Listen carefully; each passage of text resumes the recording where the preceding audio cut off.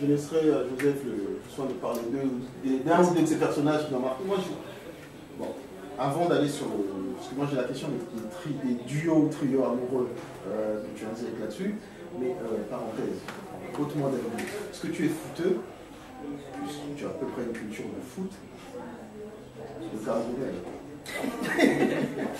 Le gaucher, un peu trapu, un peu puissant. Je suis d'accord avec toi. C'est Guitap. Je suis d'accord avec toi, Jérémy Guitap, qui est en plus, on oublie de le dire, est l'Africain le plus titré en termes de Ligue des Champions. En termes de Ligue des Champions. Il a joué dans des clubs où il a eu l'occasion, et au Real Madrid notamment, qui est l'équipe que je suis depuis un certain temps.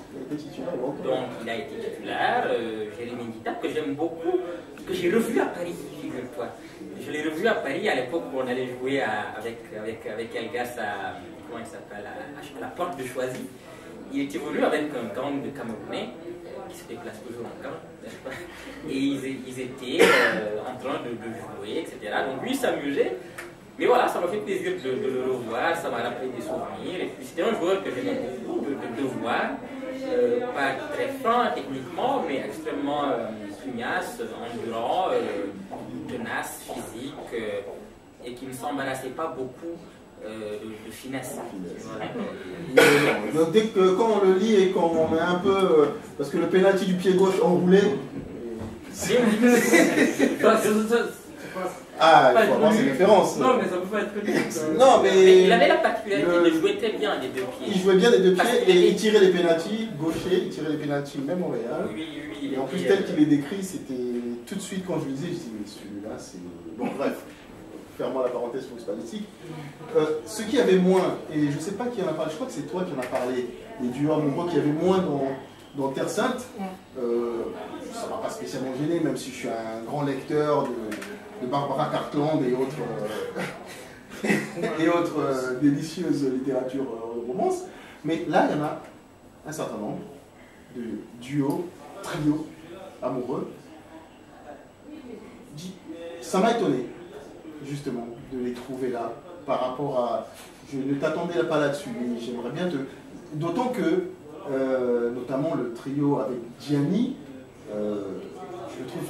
Enfin, autant je comprends le Sabrina, même si la mort elle peut être ridicule, mais ça, je pense que tu t'es amusé à faire mourir de son amoureux d'une façon un peu ridicule. Je fais exprès de dire des choses pour que vous alliez lire le bouquin. C'est exprès de teaser. Donc allez lire le bouquin pour savoir comment l'amoureux de Sabrina est décédé. Mais voilà, par exemple, Gianni, le trio avec Gianni Fousseini, j'ai pas trop compris l'impact que ça pouvait avoir sur l'intrigue, parce que pour moi, voilà, c'était juste un truc pour te faire plaisir. Voilà. La présence de ces duos, trios amoureux que tu rentres un peu, Carla et autres, c'était quoi? C'était pour se faire plaisir ou pour injecter un peu d'amour? Oui, il y avait... C'était trop aride peut-être. C'était assez aride. Et puis, on m'a assez reproché dans personne, pas simplement que Joseph, mais beaucoup d'autres, m'ont reproché de ne pas avoir développé d'intrigue amoureuse. C'est fou comment l'époque a soif de changement. Et qui disaient que non, qu'ils avaient besoin de choses plus légères, un peu plus douces, etc. Donc, ce qui fait que oui, c'est vrai que maintenant que tu le dis, il n'y a que des trios amoureux, et sans doute parce que l'amour s'est remis à trop, que c'est ainsi. Mais c'est souvent, oui, des respirations. Autant, en effet, pour Sabrina, ça pouvait ça rentrait vraiment pleinement dans la vie. Autant pour Gianni, Fousseini et Lucia, c'était simplement pour mettre un peu de doute dans le fait que dès la première scène entre Lucia et Fousseini, on sent qu'il y a quelque chose. C'est sans doute pour essayer d'instiller un doute. C'était sans doute pas très réussi. Preuve que je pêche dans la description des relations. C'est pas du tout, en effet. Je ne dis pas que c'est pas réussi, je dirais que c'est un peu. Vous voyez la fin de Lost? Ouais, pendant des années, on vous tient en suspens, et puis la fin, elle est. Je vous dis. C'est comme ça. En fait, c'est ça. Ce trio-là, on se dit, bah, si c'est là, c'est qu'il y a quelque chose. Et puis sur la fin, on dit, bon, c'est sympa, pourquoi il est là? Oui, non, je dois dire que c'est un... Et on a le droit d'écrire pour se faire plaisir. Et puis, surtout, c'est qu'il y a eu également, comme le roman était au départ très long, et que la première version était très étendue, dans la première version, ce personnage de Gianni avait un rôle un tout petit peu plus important. Sauf que j'ai dû élaguer, etc. Et en élaguant, je me suis rendu compte que finalement, il n'était pas si nécessaire que cela. Mais comme le personnage de Lucia a la particularité d'être muet, et qu'elle travaillait dans un hôpital, etc., ce n'aurait pas été très crédible de laisser un personnage seul. Il voix aussi ou un support. Il fallait qu'il y ait quelqu'un à côté qui soit un tout petit peu, qui lui tienne compagnie.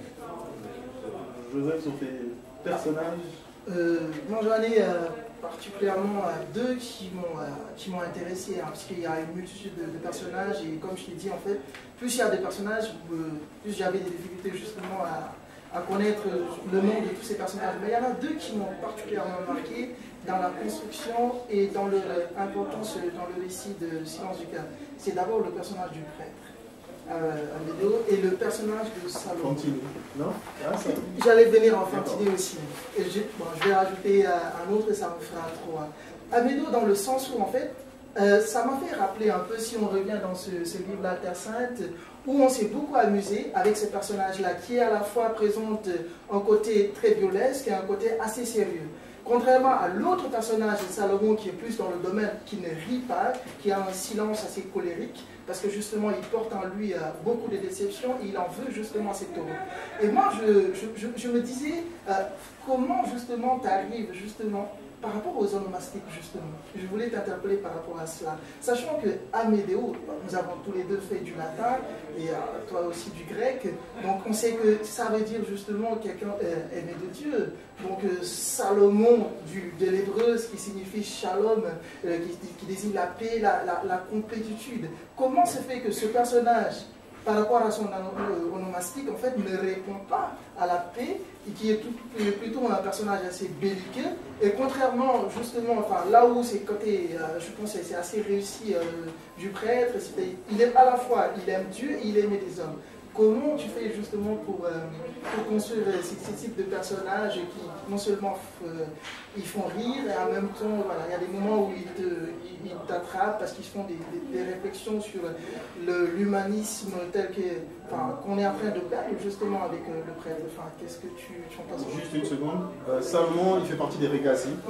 C'est un des personnages qui devient un peu un leader charismatique des Regazzi et qui est plutôt il est chrétien. Il lit la Bible, il a l'air plutôt posé. Voilà. Et donc c'est un personnage qui a un dialogue particulier avec le prêtre italien qui fait partie de cette association qui accompagne les Regazzi. Juste pour situer. Bien, le personnage d'Amédéo est un personnage qui est très proche d'un curé que j'ai rencontré, non pas à Aidoné. Aidoné, c'est le nom réel du village où j'étais en Sicile. Mais dans une petite ville qui était à 10 km d'Aidoné, qui s'appelle Piazza Armerina, et qui est très célèbre parce que cette ville a une très belle basilique. Et le curé qui gérait qui était vraiment chargé, qui s'occupait de la basilique, était un homme, oui, tout à fait romanesque. C'était un curé qui avait des dents en or, comme un rappeur, et puis qui parlait un tout petit peu français. Et donc, quand je suis arrivé, je suis rentré dans la basilique pour visiter, etc. Il était vers le cœur et puis il m'a crié quelque chose que je n'ai pas compris. Il était juste en train de me dire, mais qu'est-ce qu'un noir fait là, etc. Mais sous le mode de la plaisanterie. La plaisanterie. Donc il s'est rapproché après, on a eu une longue discussion extrêmement intéressante. Et c'était un prêtre, oui, assez inhabituel, je dois dire, assez fantasque, voilà, qui m'a donné l'envie de faire un personnage qui est devenu finalement un personnage assez central dans le roman. Quant à la construction de son nom, Non, ça c'est vraiment... c'est un nom que j'ai rencontré en Sicile, une ou deux fois, mais il y a 3 noms en Sicile qui sont très fréquents. Il y a Salvatore, il y a Giuseppe, et ensuite il y a quelques autres noms, dont Amedeo, qui sont assez fréquents. Donc c'est pour ça. Pour Salomon, c'est un peu plus fondé, en tout cas son nom. Parce que, évidemment, tu l'as souligné, cela vient d'un héros, Shalom, qui est plutôt un élan assez bienveillant pour saluer, pour entrer en contact avec quelqu'un. Mais c'est un personnage, je crois, qu'il faut penser, surtout par rapport à Abdelkarim, le personne. Exactement. J'ai voulu faire, j'ai pensé à ça en disant, on parlait d'humanité tout à l'heure, mais c'est, je dirais, pour moi, la partie la plus angoissante et déceptive, on dirait, c'est l'échec de l'humanisme aussi. Parce que le prêtre, même dans son échange, même en lui offrant une Bible, il n'arrive pas à ressortir l'humanisme. Et c'est Salomon, dans sa posture, je dirais qu'il est, à aucun moment on arrive à le sortir de cette posture pour voir, pour rejaillir un peu d'humanisme. Il m'a fait penser à Abdelkarim, mais en moins structuré, parce qu'il est dans une haine qui n'est quand même pas on va dire l'espèce de pureté qu'avait Abdelkarim. Non, il y a quelque chose de plus mêlé et de beaucoup plus, de plus désordonné et peut-être même de plus violent chez lui. De plus humain peut-être. De plus humain aussi. Et comme Abdelkarim, pour en revenir à la question du nom, c'est quelqu'un qui porte un nom qui est à l'envers, ou qui peut paraître être une négation même de ce que le nom peut vouloir dire. Al-Karim, en arabe, il me semble, j'avais fait des recherches à l'époque, mais il me semble que c'est le généreux. Et Shalom, etc., pour décrire un personnage qui, au contraire, n'est pas du tout dans la bienveillance du mouvement vers l'autre, mais plutôt dans sa négation, dans ce que l'autre peut représenter de plus amer. Voilà. Salomon, c'était un peu ça. Parce que je voulais rebondir, parce que pourquoi ces 2 personnages m'ont beaucoup intéressé, c'est que on se rend compte, Joss le disait tout à l'heure, en fait, le prêtre, Davido, il meurt, il lui laisse une Bible.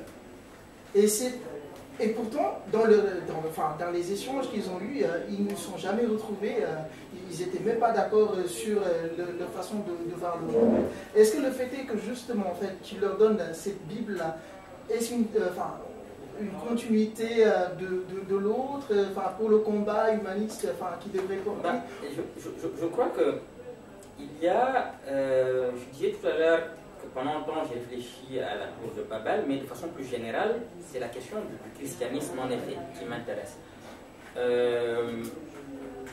Personnellement, je crois que la raison pour laquelle le continent européen aujourd'hui n'arrive pas à apporter une réponse à la question de la migration, c'est parce que, d'une certaine manière, il a oublié ses récits fondateurs, ses récits mythiques, dont la Bible notamment. Aujourd'hui, ceux qui sont contre l'immigration invoquent souvent des racines chrétiennes, sans prendre le temps, évidemment,